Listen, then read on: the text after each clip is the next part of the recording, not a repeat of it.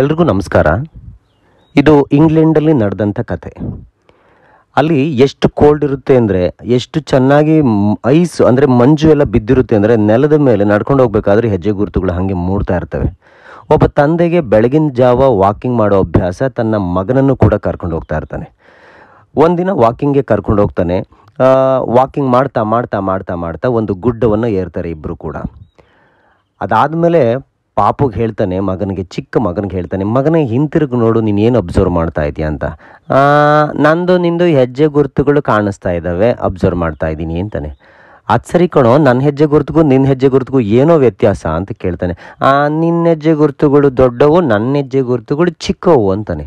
ತಲೆ ಮೇಲೆ ಒಂದು ಪ್ರೀತಿಯಿಂದ ಹಿಂಗೆ ಮೊಟ್ಕಿ, ಹಂಗಲ್ಲ ಪುಟ, ನನ್ನ ಹೆಜ್ಜೆ ಗುರುತುಗಳು ನೋಡು ನೇರವಾಗಿ ಒಂದೇ ದಿಕ್ಕಲ್ಲಿ ಬಂದಿದ್ದಾವೆ, ಆದರೆ ನಿನ್ನ ಹೆಜ್ಜೆ ಗುರುತುಗಳು ನೋಡು ಆ ಕಡೆ ಈ ಕಡೆ ಈ ಕಡೆ ಆ ಕಡೆ ಎಲ್ಲ ಕಡೆ ಓಡಾಡ್ಕೊಂಡು ಬಂದಿದ್ಯಾ.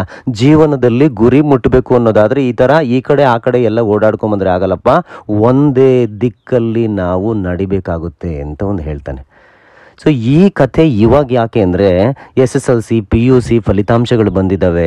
ಎಷ್ಟೋ ವಿದ್ಯಾರ್ಥಿಗಳಿಗೆ ಯಾವ ದಿಕ್ಕಲ್ಲಿ ಹೋಗಬೇಕು ಅಂತಲೇ ಗೊತ್ತಿಲ್ಲ. ಆ ಕಡೆ ಈ ಕಡೆ ಈ ಕಡೆ ಆ ಕಡೆ ಎಲ್ಲ ಕಡೆ ಓಡಾಡಿಕೊಂಡು ಕೊನೆಗೆ ಅವ್ರ ಗುರಿನ ಲೇಟಾಗಿ ಮುಟ್ತಾರೆ, ಇಲ್ಲ ಮುಟ್ಟೋದೇ ಇಲ್ಲ. ಯಾವುದೋ ಕೋರ್ಸಿಗೆ ಜಾಯ್ನ್ ಆಗ್ತಾರೆ, ಅರ್ಧಕ್ಕೆ ಬಿಡ್ತಾರೆ, ಮತ್ತೆ ಇನ್ಯಾವುದೋ ಕೋರ್ಸಿಗೆ ಜಾಯ್ನ್ ಆಗ್ತಾರೆ, ಅರ್ಧಕ್ಕೆ ಬಿಡ್ತಾರೆ. ಬರೀ ಈ ಥರದ್ದೇ ನಡೆಯುತ್ತೆ. ಹಾಗಾಗಿ ಈ ಎಲ್ಲ ಗೊಂದಲಗಳನ್ನು ನಿವಾರಣೆ ಮಾಡಬೇಕು ಅನ್ನೋ ಕಾರಣಕ್ಕಾಗಿ ANN ಅಕಾಡೆಮಿ ತುಮಕೂರು ಹಾಗೂ ರೋಟ್ರಿ ತುಮಕೂರು ಪ್ರೇರಣಾ ಈ ಎರಡು ಸಂಸ್ಥೆಗಳ ಸಹಯೋಗದಲ್ಲಿ ಒಂದು ಕಾರ್ಯಕ್ರಮ, what next after SSLC and PUC.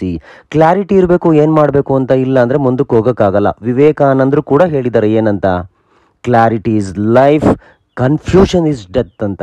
ಹಾಗಾಗಿ ಈ ವಿದ್ಯಾರ್ಥಿಗಳಿಗೆ ಒಂದು ಸುವರ್ಣಾವಕಾಶ.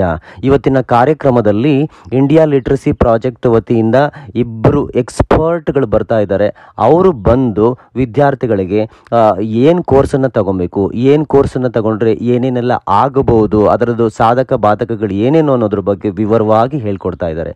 ಹಾಗಾಗಿ ಈ ಗೊಂದಲ ನಿವಾರಣೆಯ ಅಥವಾ ಕ್ಲಾರಿಟಿನ ಜಾಸ್ತಿ ಮಾಡುವಂಥ ಈ ಕಾರ್ಯಕ್ರಮಕ್ಕೆ ವಿದ್ಯಾರ್ಥಿಗಳು ಹೆಚ್ಚಿನ ಸಂಖ್ಯೆಯಲ್ಲಿ ಭಾಗವಹಿಸಿ ತಾವೆಲ್ಲರೂ ಕೂಡ ತಮ್ಮ ತಮ್ಮ ಗುರಿಗಳನ್ನು ಸರಿಯಾದ ಸಮಯದಲ್ಲಿ ಮುಟ್ಟಬೇಕು ಅಂತೇಳಿ ಕೇಳ್ಕೊತಾ ಇದ್ದೀವಿ. ಕಾರ್ಯಕ್ರಮ ನಡೀತಾ ಇರೋವಂಥ ಜಾಗ ಶ್ರೀನಿವಾಸ ಕಾಂಪ್ಲೆಕ್ಸು, 2ನೇ ಮಹಡಿ, ದ್ವಾರಕಾ ಹೋಟೆಲ್ ಹಿಂಭಾಗ.